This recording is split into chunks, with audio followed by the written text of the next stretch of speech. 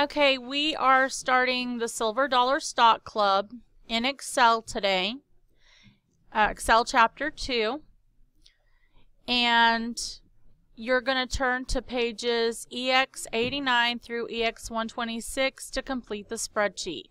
This is a 3-day assignment, so you will have 3 days to complete it. Day 1, we're only going to input the data, which is figure 2.4 on page EX89, and I'm going to show you the trick for today. Here is the completed initial day 1. We've input the information. You will see here that this goes across a couple of cells. You'll see that these cells have kind of cut off all of the names. We do have dates, shares, initial price. Even though you aren't filling these out, F, H, I, and J, as well as rows 13, 14, 15, and 16, you still need to go ahead and set this up the way it looks right here. Now, the one thing that you'll see is that we have cells where the words are stacked one on top of the other. I'm going to show you how to do that. We're going to fix this spelling really quick. Acquired. Hold on. Okay, so I fixed the spelling there, and I'm going to show you how to do this. I'm going to come over here, and I'm going to type initial price per share just like in E, and I'm going to show you what happens. So I'm going to type the word initial, then I'm going to hold in my Alt key and hit enter. I'm going to type the word price. Now, see how it looks like it's going down into that bottom cell? Well, I promise it's not. It's not going down, and it's not erasing anything. So I've typed price. I'm going to hit Alt enter again, and I'm going to type per share. Now I can hit enter to get out of the cell, or I can hit tab to get out of the cell, or I can just click out of the cell. But when I do, it stacks the words, it adjusts the height of the row, and it looks just like it did before. So I'm going to delete that. I'm going to do it one more time. Current, Alt enter, price, holding Alt in, hitting enter, per share, enter. Okay, so you hold the Alt key in when you hit enter, and then if it looks like it's going into the cells underneath, just rest assured that it's not. The other thing that could possibly be another cause for worry that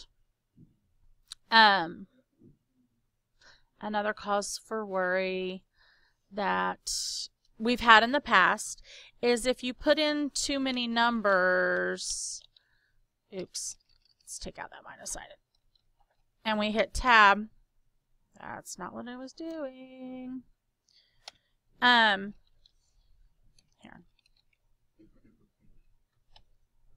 And it's still doing that. Interesting.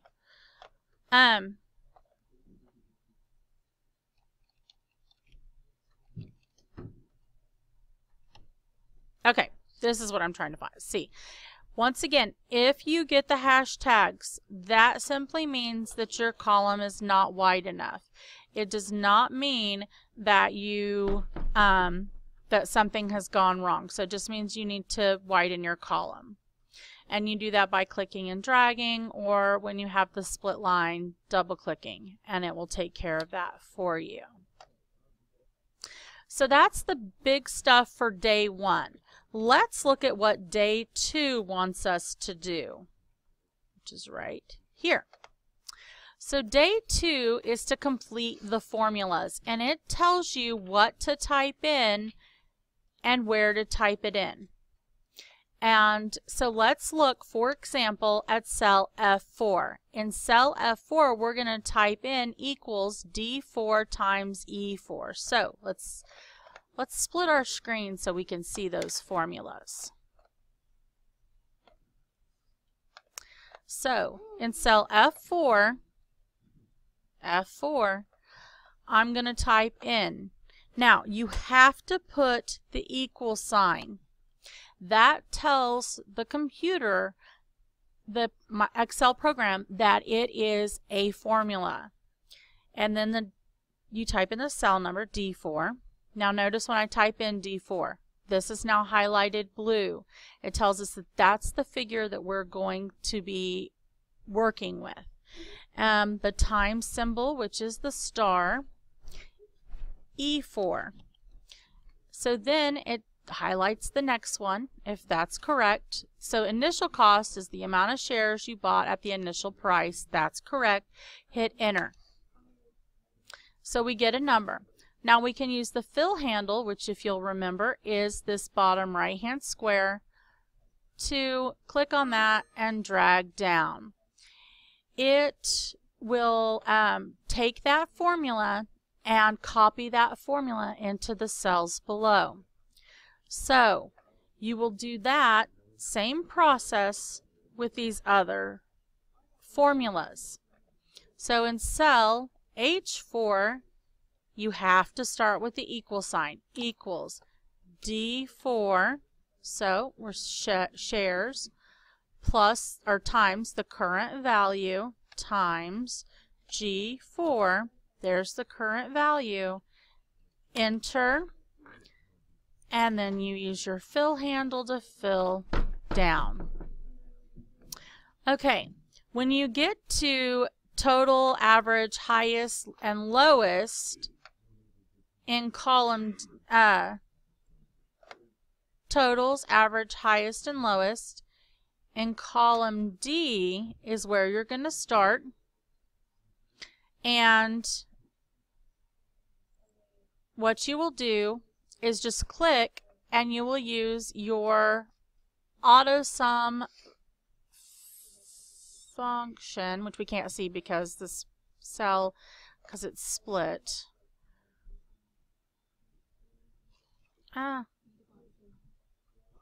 Okay, there we go. There's the editing button we need.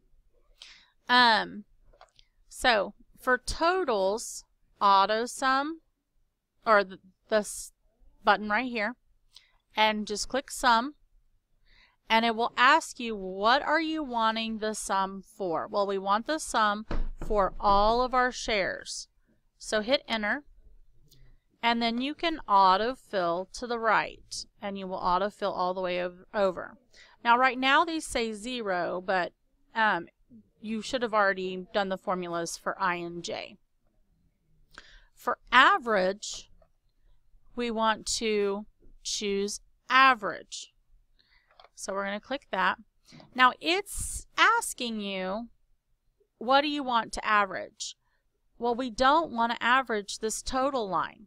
Just like when we get to highest and lowest, we don't want to include these three in our totals, average, highest, and lowest, because that's not what we want to do. So there's two things that you can do. You can move this, you can click here and click and drag down, or you can type here and type what you want, which is D4 through D12. Click enter, and then you will autofill to the right. So for highest, you're going to do AutoSum maximum. And once again, it thinks that you want that total number and that average number, and you don't.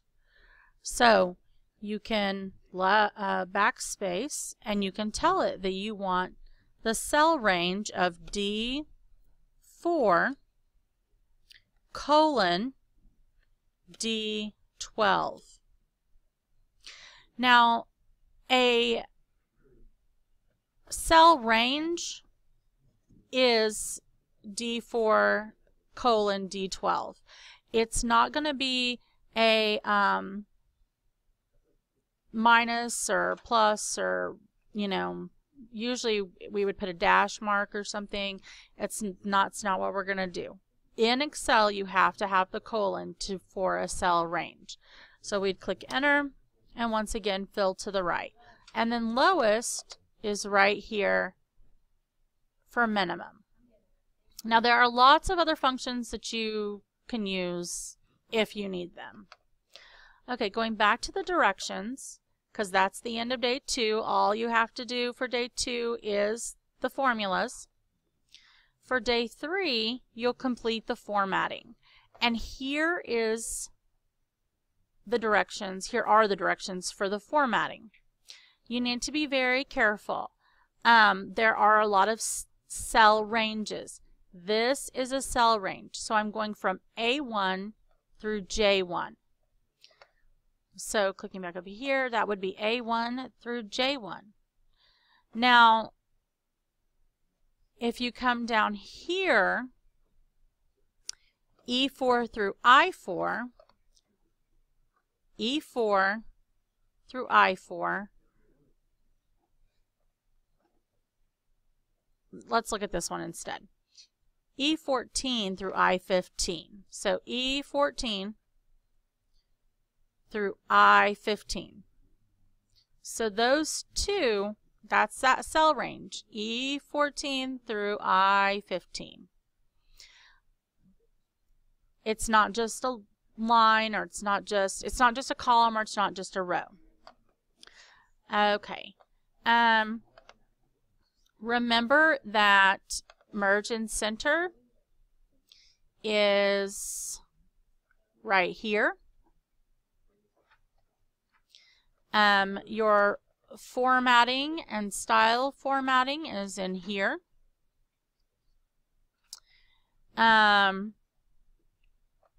So all of your formatting.